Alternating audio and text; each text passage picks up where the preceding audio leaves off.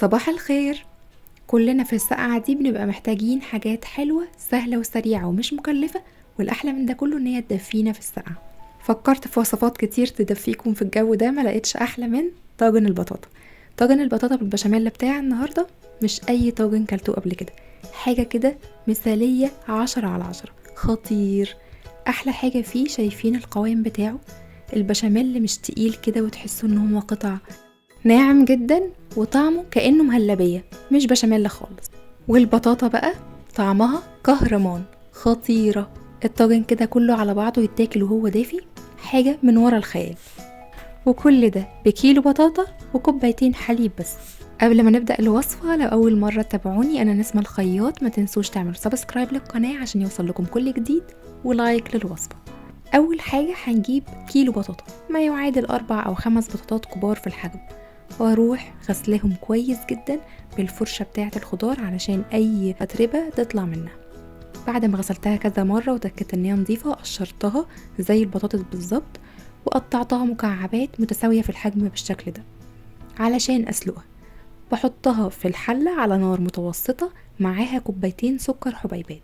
طبعا هتحسوا انه السكر كتير، ابدا خالص. في الاخر لما ندخل كل المكونات في بعض وتيجوا تاكلوا الطاجن هتلاقوا السكر مظبوط جدا، مش زيادة ولا حاجة. ومش هنحط معاها مية، هي مجرد ما بتتحط على النار مع السكر بتنزل كل ميتها زي ما هتشوفوا دلوقتي. هنغطي الحلة ونسيبها على نار متوسطة، وهنقلب فيها من وقت للتاني لحد ما يبقى القوام بتاعها ناعم خالص زي ما هتشوفوا دلوقتي، بحيث ان انا لما اجي اهرسها بالشوكة واعملها بيوريه تتهرس معايا بكل سهولة وتكون ناعمة وجميلة. ده القوام المظبوط. هصفيها من المية اللي فيها، بس مش برمي المية، بسيبها على جنب تبرد، وهوريكم بعد شوية هنعمل بيها ايه. تاني خطوة هنعملها مع بعض النهاردة هي البشاميل. في كسرولة على النار، نار متوسطة، حطيت 4 معالق كبار من الزبدة.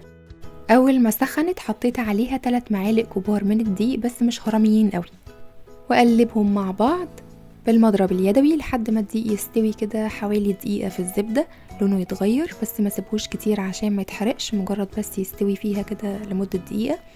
وبعد كده بضيف عليهم كوبايتين من الحليب، وأقلبهم بالمضرب اليدوي مع بعض علشان لو في أي تكتلات بتاعة الدقيق تختفي تماما في الحليب.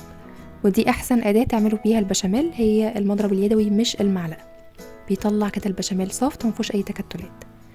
بعد ما الحليب دايب تماما في الدقيق بضيف عليهم، فاكرين مية البطاطا اللي نزلت من السلق اللي قلت لكم ما ترموهاش؟ هناخد منها كوباية ونضيفها على البشاميل، بتدي طعم خطير للبشاميل. واخر حاجة حطيتها هي وش الحليب علشان نطلع البشاميل طعمه كده غني وكريمي وجميل.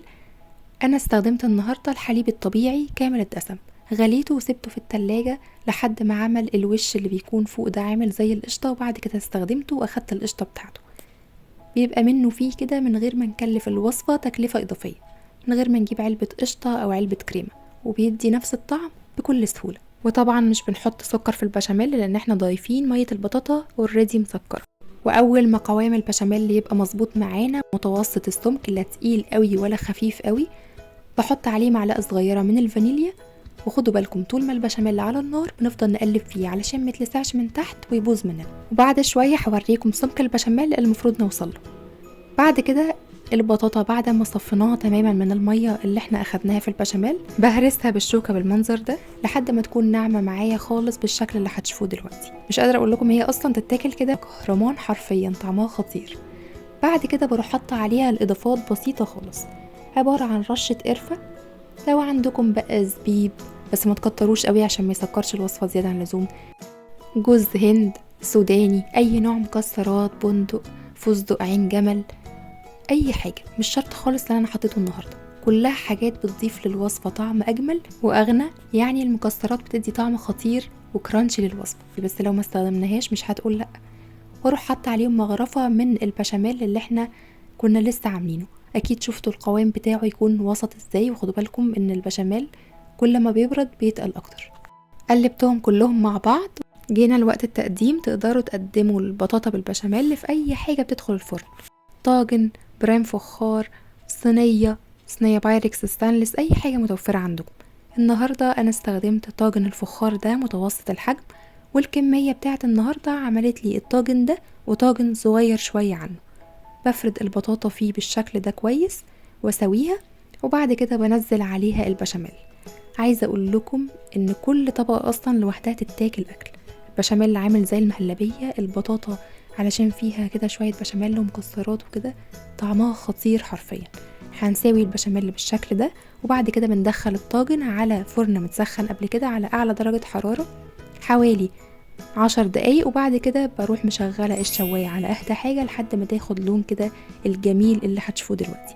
شايفين كده بتبقبق وجميلة ازاي؟ مش قادرة اقول لكم ريحتها وهي في الفرن عاملة ازاي ولا طعمها احلى من بعض الاتنين. زينوها بالشكل اللي انتوا عايزين، مش عايزين تزينوها خالص هي لوحدها كده لوحة فنية. ينفع تمشوا على نفس الخطوات بالظبط في القرع العسلي، هيديكم نفس النتيجة. انا استخدمت النهاردة البطاطا لان هي المتوفرة وفي نفس الوقت مش مكلفة خالص، والكمية بتاعت النهاردة كافية لحوالي 5 أفراد. في النهاية أتمنى من كل قلبي إن الوصفة تكون عجبتكم. كنت معاكم نسمة الخياط، وما تنسوش اعملوا سبسكرايب للقناة وفعلوا الجرس عشان يوصل لكم كل جديد، ولايك وشير. باي باي.